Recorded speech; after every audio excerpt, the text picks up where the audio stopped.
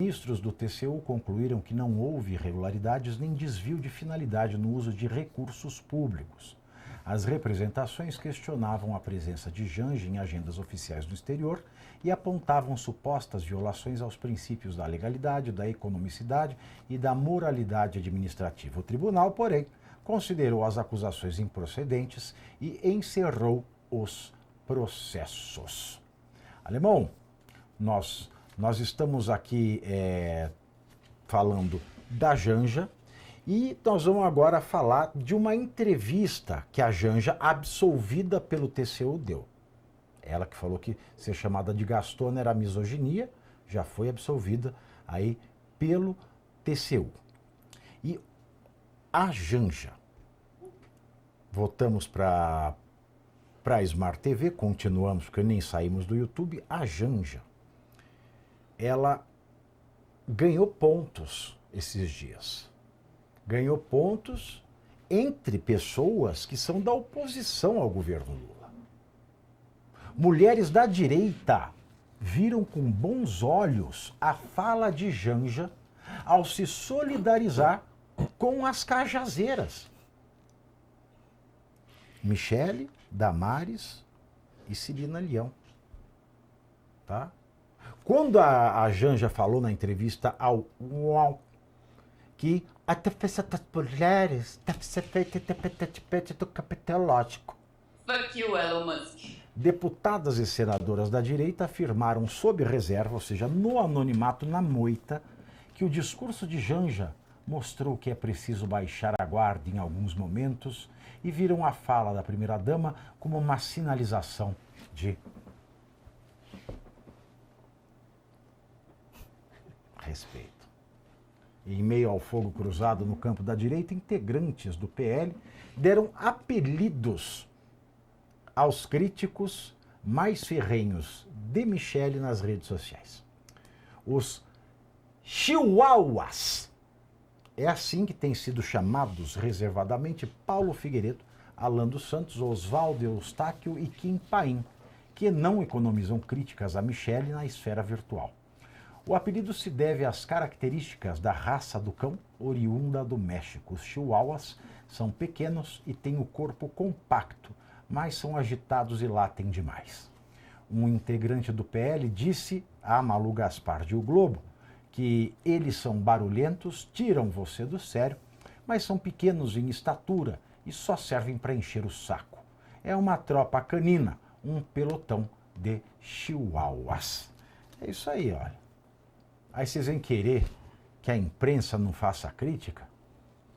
Ah, vocês vão lamber sabão, Eduardo. Ah, palhaçada isso aí, Pavinato. Até esse apelido ridículo aí, patético, né? Beira colegial. Ai, né? Ai, meu Deus, né? Ai, os chihuahuas são pequenos, não me afetam, né? Ai, eu não estou ao meu nível. Sempre esse papo furado aí, essa baboseira, né? É ridículo, ridículo. Desses criticados, temos dois exilados políticos. Tá? Dois lados políticos. Então fica muito claro, um reconhecido formalmente pela Espanha, o outro, o caso do jornalista Oswaldo Eustáquio, o outro, o Alan dos Santos, nos Estados Unidos. Eles estão errados? Eles estão errados? Especialmente o Alan dos Santos está errado na crítica dele? É óbvio que não. É óbvio que não. E vide aí a reação, né? Não, é um sinal de abaixar a guarda. Vai plantar batata. Né? Ninguém cai nessa palhaçada, esse teatrinho, né, vergonhoso. É por isso que eu sempre insisto aqui também, que não existe essa coisa, né? Isso não é agenda de direita. Ai, não, que tem que ter uma mulher como vice. Não interessa, interessa é o mérito, os princípios da individualidade que a direita defende, o direito da individualidade, a liberdade, e obviamente está relacionado ao mérito. Giorgia Meloni faz um bom trabalho na Itália, ela é mulher, não interessa se é mulher ou homem, este é o ponto central. Tudo bem, eu entendo as alianças, coligações partidárias, mas o ponto central, isso não é do interesse da direita, não é agenda de direita. E aí nós vemos aí as cajazeiras, igual comenta o Pavinato. As cajazeiras, porque você para e pensa bem. A Michele fica chamando esse povo de chihuahua, enquanto chama... A Michele está aí no meio, a Damares atrás dela e a Celina Leão na frente. Ela chama o povo de chihuahua e o Alexandre de Moraes ela chama de irmão em Cristo. Pode? Não, responda você aí de casa. Tem gente que fala assim, não fala mal. Eu não brigo com notícia. O Augusto Nunes fala isso, eu acho bonito. Eu não brigo com a notícia. Eu não brigo com o fato. Aconteceu, é isso aí. Ela chama o pessoal. Tudo bem, pode ter fidelidade canina, pode ter irracionalidade na militância do Alan dos Santos, do Eduardo, do Kim Paim. Pode ter fidelidade canina? Pode. Mas a fidelidade canina ao marido dela. Não é o inimigo dela. Não é o ex-marido dela que está brigando pela guarda das crianças. É o homem que ela chama de meu galego. E que ela ainda não decidiu se ela quer cuidar ou se ela quer sair candidata a senadora. Então ela chama esse pessoal, que por mais criticável que seja a militância deles, enquanto ela os chama de chihuahua, ela chama o maior demônio que já pisou nessa terra de irmão em Cristo. Não dá, não, é inconciliável isso aí. Não, totalmente, Pavinato. Para concluir, aí vem com esse papo agora aí, não, né, temos a sensibilidade, né, de entender que ela baixou, sinalizou para baixar a guarda. Pelo amor de Deus, sinceramente, eu não tenho, eu não tenho saco para isso, aproveitar uma licença poética, Pavinato, eu não tenho saco para isso, sinceramente, porque isso é mais um teatrinho de nível colegial, até com esses apelidos que eu já comecei aí no começo do meu comentário, Pavinato. Bom, você quer falar alguma coisa de alguma raça de cães? Eu quero. Eu quero dizer o seguinte, 2 pontos, né? O primeiro é que eu sempre tenho ressalvas... Você também pode falar de a primeira candidatura que já foi oficializada, se você quiser. Qual? Tá? O primeiro partido que oficializou a candidatura.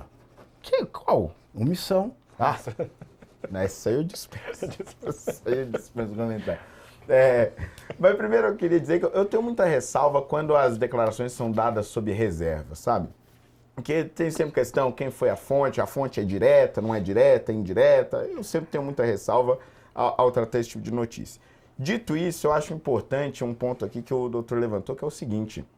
A gente não pode cair na armadilha de que esses setores partidários nos tornem reféns de um discurso que sempre foi da esquerda. Eu estava ontem no Rio de Janeiro debatendo contra 30 esquerdistas, aquele clássico, né? Já virou 1 contra 30, não sei o que e tal. E eu estava lá debatendo essas questões ligadas ao movimento negro e tal. E aí, em determinado momento do debate, vai pro ar depois, o sujeito fala, mas você tem aí, brancos trabalhando para você. Eu peguei e falei, é porque não me interessa qual é a cor deles, não me interessa se são homens, se são brancos, se são mulheres, se são gays, se são héteros, se são trans, me interessa qual que é o seu currículo, qual que é a sua experiência, você sabe fazer esta função para a qual eu estou procurando um funcionário, um assessor, seja lá o que for, é isso que nos interessa. Esse sempre foi o nosso discurso aqui em qualquer lugar do mundo. Você tem a Giorgia Meloni na Itália, você teve Margaret Thatcher, um dos maiores exemplos de governante conservadora no mundo. E é mulher, inclusive uma das pouquíssimas mulheres do parlamento inglês, na época, inclusive, era a única.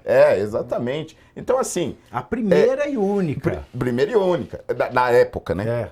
E aí você teve ela chegando a este mais alto patamar, não porque tinha a cota da Margaret Thatcher no Partido Conservador, não porque ela exigiu que a posição dela como mulher fosse respeitada no partido e no parlamento. Ela simplesmente era competente, a mais competente e a mais viável naquele momento, e ficou 10 anos governando o Reino Unido. E vai lembrar também, não porque ela era a mulher do primeiro-ministro. Tem isso também que a gente tem que falar. Não é porque você dorme com o líder político que você se torna uma liderança política. Esse patrimonialismo também me faz mal, me deixa doente. Me deixa muito doente. O filho do Winston Churchill nunca foi um bom político. Nem os filhos da Thatcher sequer foram políticos. O deputado federal